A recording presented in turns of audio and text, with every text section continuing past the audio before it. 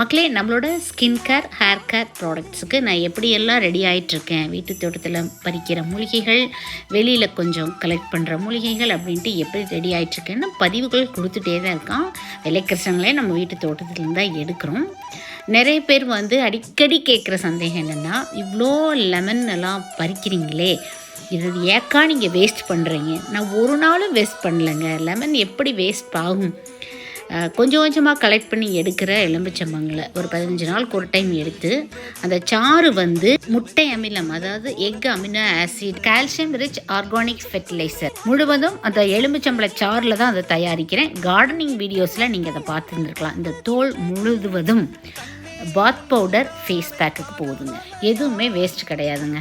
பாத் powder face பேக்கெல்லாம் limited stock WhatsApp and வெப்சைட்டில் இருக்குது. ஆயில் நீங்கள் எப்போ வேணாலும் வெப்சைட் வாட்ஸ்அப்பில் புக் பண்ணிக்கலாம். டீட்டெயில்ஸ் ஃபஸ்ட் கமெண்ட்டில் பின் பண்ணிக்கிறேன், செக் பண்ணிக்கோங்க. Stay healthy.